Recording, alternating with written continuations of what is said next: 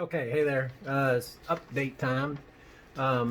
So where we're at right now, I'm waiting for my resonators to come in. So I kind of dogged off on the mechanical side, and since I was getting kind of a slow influx of radio stuff, I thought I'd turn my focus towards that in the meantime. Uh, when last we spoke, I had taken the car out, and boost response was it was expected. Um, it came on to the point where between what 4,500, the wheel would try to rip out of my hand and to redline. So I was reading something. I thought I had read it, and I think I'd even mentioned it here. And I'm going to just touch on the mechanical side. We'll talk about the radio stuff a little bit. But before that, I think last time I told you that I'd swapped to the tile wastegate. It's true, and it's working fine, but I never showed you that assembly. So here's that. And here we have it. So this is the new tile wastegate set up the way I had it originally, except this pipe was 1.5 inches, and the inlet to the tile gate here was 1.75 inches. So I had to get a horn-shaped piece of pipe to go from this pipe to this, because I wasn't about to try to hunt for a different pipe size or cut this off here and get something else done that way. 6 of one, half a dozen of another. It would have been as much work or more. So I just got this section of pipe to adapt it. Big difference here, positive engagement on the spring, or I should say on the valve that's spring loaded. You can definitely feel it with the tile. And it's literally, you just set it on there and you'll have a gap, and as you clamp this clamp together, you'll feel it kunk, like chump down as this seats. So well made. This is probably half the weight of what it was before. It's much smaller than the original one. This is the original one. You can see how much bigger it is. And I say the original, it's that Chinese junk. But you can see, and it's heavy. It's pretty heavy. And of course, I was always concerned about how this came off the pipe with the V-band flange. I mean, it was supporting the weight, but day to day hitting bumps, pretty aggressive bumps on the road, how would this last flexing like that all the time? But this is very light. This is very lightweight, and this thing alone weighs quite a bit. And of course, it's going to be from, like, I would imagine this is a cast flange. But at any rate, so it's much lighter. So it's all done. I did put a 10-pound spring in here, I believe. And of course, if I run with this port here, I'll be able to run a max of 20 psi. So we're going to start out at 10 and then go up from there and see what happens. But I did find the problem with this other one.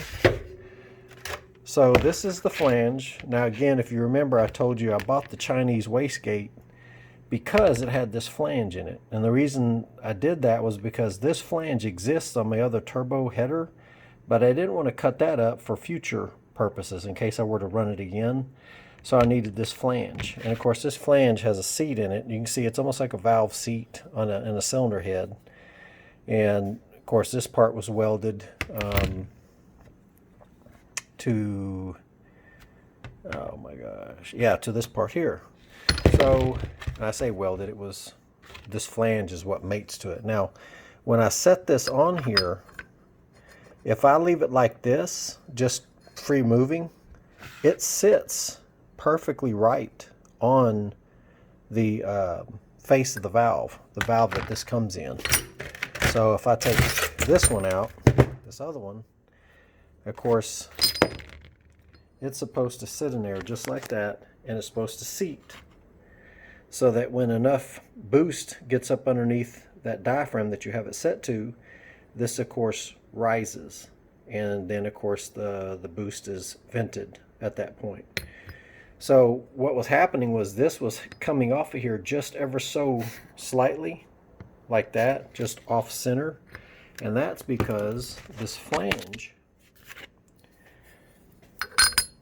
if you set it on here to where it sits, to where it's seated, you can't, when you go to bolt this thing up, these bolt holes don't align properly. And so you will, as you tighten them down, this seat goes cockeyed. And then, as you can see now, this is the Chinese one. If you look around the diameter here, you'll see the gap between the valve and the flange on this side. But then look on this side, the gap between the flange and the valve. Not very much. So this is not even seated in there straight compared to the flange itself. So when this thing sits in, if you try to move this valve one side to the other, if you look how it's seated in here, that ain't going to happen. So you can't move it around. So as you tighten this down, although the valve compresses down in response with the spring pressure that's in there, it doesn't seat 100% on the face of this valve. It would be something like that. And so that's how boost was leaking through. That's how the moisture that was accumulating in this pipe here would come down and get inside this housing, inside the wastegate, because it had that little hole. You know, and this is exaggerated, but that's what it was simulating. It was off center. And so that was pretty much the problem. And of course, it's going to be a combination of this thing, of this flange not right, but then also the flange would have gave me the problem on the original wastegate. But the way that this valve's coming up through the seat, this is the problem for this one. So, you know, I've said it twice now. I'll say it 3 times. First, the Chinese give us COVID. But before that, we were all getting sick after having to spend money on piece of junk parts and finding out they were a piece of junk after we got them. And kind of, you can't fault them. I mean, this valve, like I said, cost sub $200, I believe it was. I got it on sale from Jegs. And if you go online, the copy of this runs you probably 40 to 60. So, you know, once bitten, twice shy. I've done this with blow-off valves before. Several years ago, I bought a quote-unquote Greddy type blow-off valve. It didn't work either. But, you know, as times change and as the years go by, you figure, okay, well, they get it. It's not a problem of manufacturing a blow-off valve to look like the original. Maybe they invested some time in making things right that way and making it a functional part. But no. So anyway, buyer beware. Don't waste your time. Yes, these things are expensive, but they're quality. And you won't have the same issues to where you end up, like I did, buy one and then that money's lost and you had to buy one of these anyway. So anyway, I'm going to get this thing on there, and that should seal this pipe, or internally it should seal here to keep it from bleeding by at idle and on acceleration, which can't spool the turbo as quickly, which means extra lag and so forth. So, all right, so that was just so you could get a visual of what the thing looked like. But that's pretty much why I'm talking to you about the update. This STS manual that I'm reading, now again, this is not an STS kit. This is my own personal kit, so I'm not, you know, if mine's crap or it doesn't work as designed, I do not want to put it in people's minds that you shouldn't get an STS kit if you can even get one. I'm not even sure if they're still pretty much up and alive. I think they are. I think they're more like franchises. I don't know. But the STS manual, which I've been using as kind of a guide on some of this, because this is what this is, a rear mount turbo kit. So some things are going to be, there's going to be changes. One of them was placement of either your manual boost control solenoid, electronic boost control solenoid, or your manual boost controller.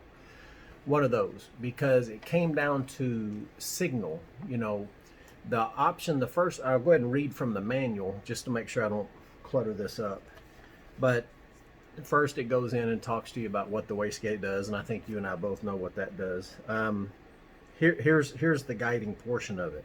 It says the first and most simple place to reference boost is from the compressor housing outlet, and that's where we have ours at. And I went with that for this reason here in just a second. This point will be the most accurate at controlling wastegate response and consistency. So those are two important words, response and consistency.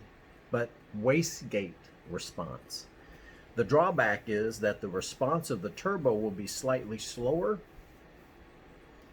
and the amount of boost at the motor will be determined by not only the wastegate spring that you have in it, but also the amount of pressure drop in the system. For instance, if the wastegate opens when the compressor housing sees 5 psi, and there's a 2-pound pressure drop in the system, 5 minus 2 is 3, then the motor will only see 3 psi boost. And if you remember last time we talked about this, I had the 10-pound spring in there, but I was only seeing 6 pounds at the motor. So that means I have a 4-pound pressure drop. Piping, intercooler, it's 4 pounds. So, but we also talked about, could I have a pressure leak somewhere in between the turbo outlet and the throttle body? Haven't checked for that yet, because while I was waiting on the resonators to get here, I diverted my attention, like I mentioned, back to the radio stuff. So I haven't really went down that road yet. When I get the resonators in and I get those put on, then I'll be able to drive it out in public streets securely, I guess. The louder it is, the more attention it attracts. Right now it's not registered. It is insured. I'm not that stupid. But I don't want to drive it out there and this just be this blaring exhaust monster to where it really attracts the cops' attention and stuff like that. Plus my neighbors, you know, I don't care to beat them up. So I haven't went down that mechanical road of testing the pressure. That's what I am going to do before I make a change here. And when I say change, so that's the first way, putting where I have it now, I have the boost controller at the back at the turbo. I mean, it's literally a few inches off of the nipple. And then literally a few inches from that, it's connected to the wastegate. So it's just right there. And of course, as we talked about last time, what I had to do eventually to get it up so my motor would see 10 pounds. And it wasn't like it hit 10 pounds and then I had either creep or I had like the boost would fall, which is what I think I would see if I had a boost leak, is it would hit 10 and no matter what, the pressure would just keep coming down, or it's possibly the leak that I have is enough to vent pressure. But once it reaches 10, obviously the boost is going to take the path of least resistance. So if that's feeding forward, it's going to go forward more than, than leak out the hole or wherever the leak's at. So that's the way I have it set up, and that's what I saw. And I saw exactly like this. I saw exactly what happened. We got a pressure drop of 4 psi. I had to crank up the boost. So what I'm seeing at the engine is 10 pounds. What we're seeing back there, obviously I cranked it up. So I got, if you figure it's a 10-pound spring, and I clicked it 16 times, for every click it's a 1/4 pound of boost. So 4 clicks is 1 pound. So 4 times the 4 clicks, 16 clicks, that gave me 4 pounds of boost. So really the manual boost controller right now is set at what? 14, 15 pounds, but I'm only seeing 10 up here. Does that make sense? And this is the reason I'm explaining all this, so if you do go down this road, you know what to expect. So what the other option? The second place to reference is from the intake manifold after the throttle body. A very simple place to get this reference is off the T at the brake booster hose. This point will give the turbo a better response, but the wastegate will be slower. The wastegate's response will be slower. With the reference at the intake, the motor will see full boost allotted by the wastegate spring. So here's what, since I haven't seen that yet, I can't describe it to you from a first person viewpoint. But I'll tell you what I think would happen at that point is manual boost controller would send whatever you have it set at back to the spring. No, I'm sorry, back up. The turbo pressurizes, hits the wastegate spring, 10 pounds feeds forward. It gets up here, okay, at the engine, and the boost controller sees it at that point. There's the signal finally after it's reached. So the turbo's at 10, it's sending 10 pounds pressure up here. Now the boost controller gets 10 pounds and says, hey, I've got to raise this 4 pounds or 5 pounds, whatever pressure. At that point, I'd be obviously looking for 15 psi. So then it would send that signal back to the turbo, and then finally the wastegate spring would be held shut up till 15 pounds. So I would think you would see 10 pounds, and then once the signal, all the signal happened, you would go up to 15 pounds. So either way, it's run 10 pounds back there. It gets up here, it's 6 pounds. You adjust the spring to get up to your 10 pounds. So you're really running 15 back there on the boost controller. Or you run off your wastegate back there. It comes up here, it hits 10. And then when it finally gets the signal that you want more than that, it's going to keep the wastegate shut back there. So finally, after you hit 10 pounds, it'll creep up then to where your desired PSI is at. That's what my thinking is on this, because it basically says this point will give the turbo better response, which I'm looking for that. But the wastegate's response will be slower. So what I would think I would do in that situation, it would almost work perfectly if you're traction limited, which obviously we are, which is obviously the reason I went with the larger turbo. Let's say I put the 5 pound spring in it. Okay, that would give me, since I'm going to get, apparently, the turbos, I would get better response from the turbo. If we're going to jump up to 5 pounds and vent at 5 pounds, I'll see 5 pounds up here when I first get into boost. When this manual boost controller up here gets the signal from the turbo to basically open the gate more, because maybe I'm calling for 10 pounds up here.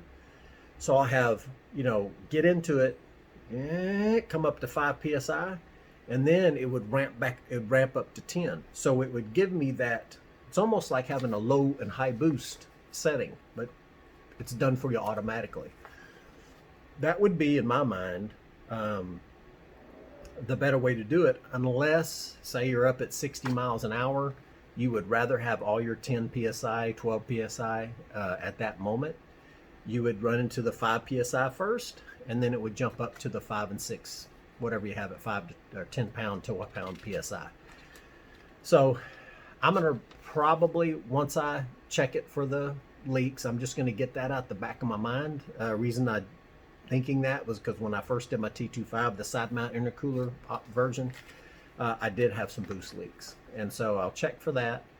Although back then I didn't have the beads on the pipes so much so.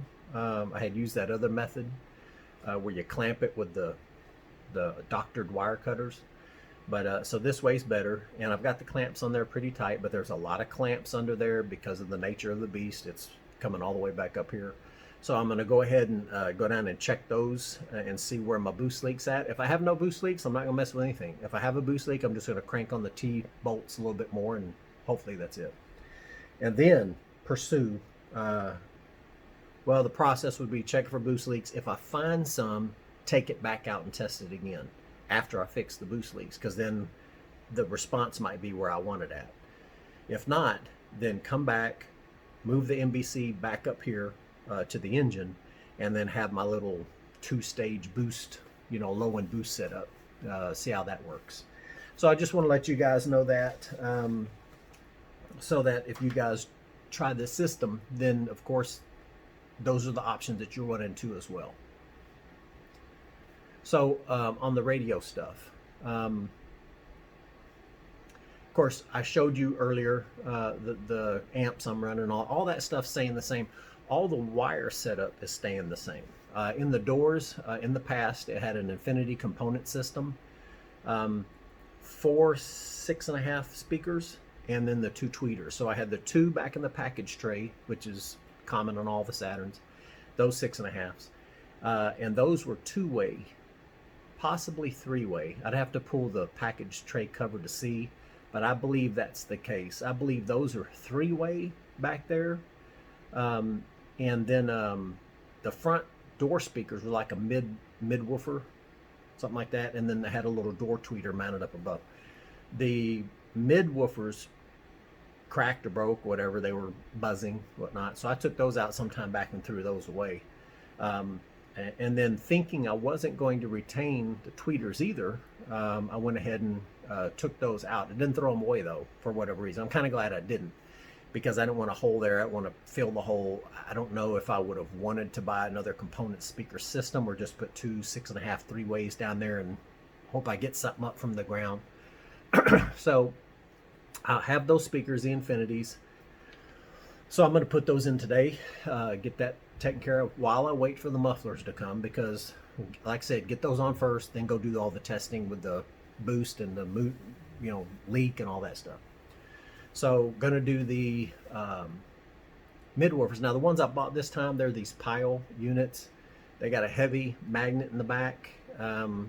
Bass response, they are mid-woofers, so they're only 60 on the low side, where I think most good woofers, I'm not a radio guy, but I know in the past, I think it was between 30 and 40 is a good, reproduced really good bass tones. And but this is 60, so it's a mid-woofer. So it's going to go down inside there. So if I got the 3-way 6.5s in the package tray, the 2 mid-woofers, the 2 tweeters, and in the very back I have the 8-inch woofer, the subwoofer. And that's going to be in a box back there. So for Kurt Bennett at age 52, that's plenty. The only thing I wanted was to have an updated radio. And you saw the radio, the little LED crystal window shows you the time and the radio, the station. It had burnt internally some time back, knobs missing, things like that. So rather than go back with a factory radio, or rather than put in just a single DIN because I put the single DIN in the Viper, and I can't see that driving down the road. That's a 95 Viper. And so back in those days, they would always put the AC controls above the radio. And of course, they got smart and figured, hey, people adjust the radio way more than they do the AC. So let's get this up to where they can look at it, and that'll help minimize, looking down at distraction, causing accidents. So it's kind of funny because today, you fast forward to today, you talk about distractions. I mean, everybody's got a cell phone stuck in their face while they're driving. And and then, as much as I'm a anti doing that, what do? I go and buy a double DIN replacement radio that has a 10.1-inch screen on it. It's an Android radio that has all kinds of features that keep you distracted. So I'm a little more disciplined when I'm driving. I don't do a whole lot of touching, stuff like that, and I shouldn't need to as I'm driving. So that's what we're putting in there. It's funny because out of all the stuff, and it's all COVID related, but waiting for parts to get here, like I've got the radio, I've got the woofers, or the mid woofers. I'm waiting for the dongle for Android Play, which I don't even know if I need to use that. I think I was confused on. I like Bluetooth. I like casting from or Bluetoothing from my phone, but I'm not sure I needed the dongle. But anyway, it's coming. If I need it, I need to keep the radio out in the meantime for the wiring or installation process. And then I have the ISO wiring harness. I bought a new wiring harness to clean up that mess that's back there. I ordered the install kit, the double DIN install kit. That's that plastic bezel, so it fits in there and looks nice. That's here, but I am still waiting on the dongle and the ISO harness. So without those, I can't really concentrate on the radio portion of it. So I figured, hey, I've got the speakers, might as well put those in. So like I said, for that, we're doing that today. And so short of that, that's the update. I appreciate you guys checking it out. The Believe me, the Unichip is coming. It's going to be done. All this was an effort to see how the rear turbo responded and then work out whatever little bugs were there. And since the prior turbo system worked wonderfully on just using that veggie fuel controller, um, I figured, okay, to do the break-in procedure to make sure all that, I didn't want to do this, put in the unit chip, go out there, and then blame everything on the unit chip not working right, when in the end, it was the rear mount, it was something else in the system causing this thing not to respond the way it should. So I had to make sure, I had to pull them apart and make sure that, you know, there's the apples, here's the oranges. It's the apples that are bad, not the oranges.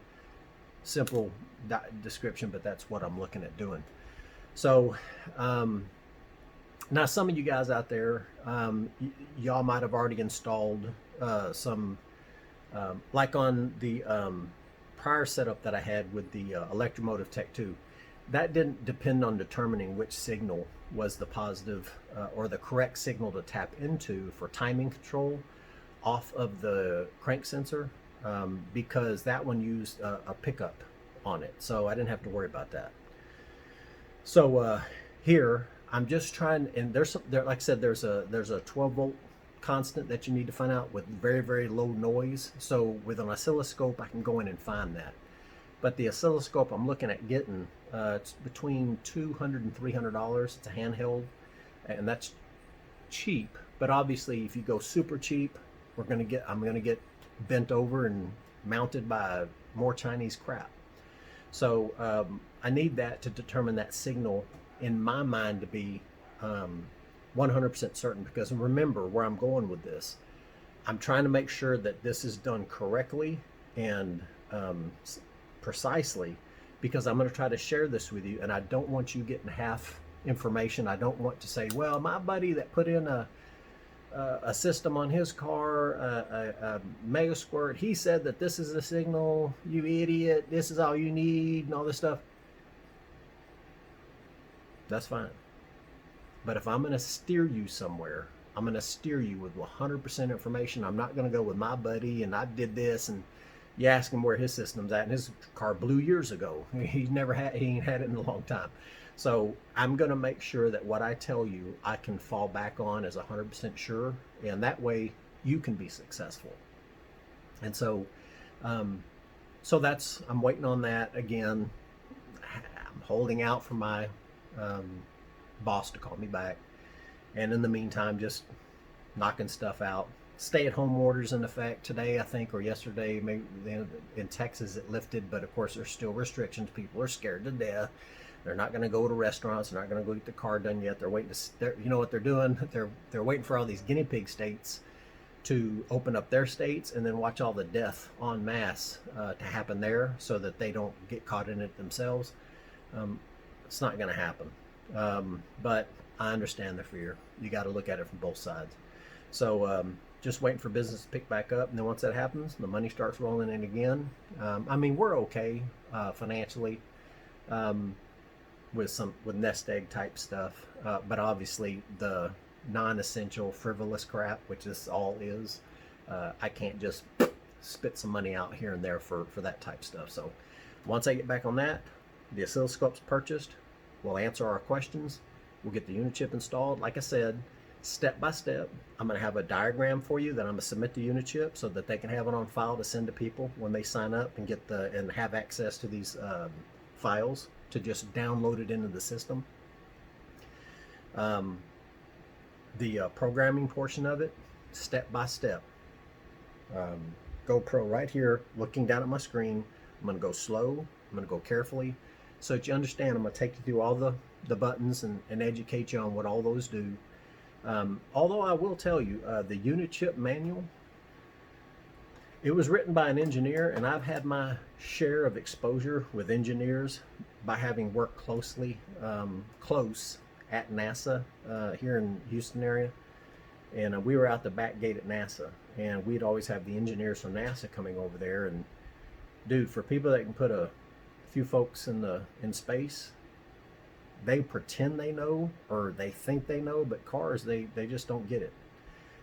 I had the biggest fights and arguments with engineers trying to sell them car parts and repairs. They think they know so much, and I was actually apprehensive and a little anxious talking to some of these people, because it'd be like you trying to educate Warren Buffett on how to best invest in the stock market.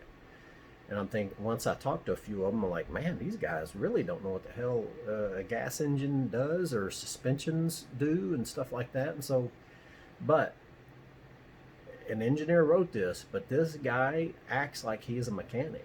The guy really explains it very well. And I never wanted to get close to an oscilloscope. That word right alone just sounds kind of nope.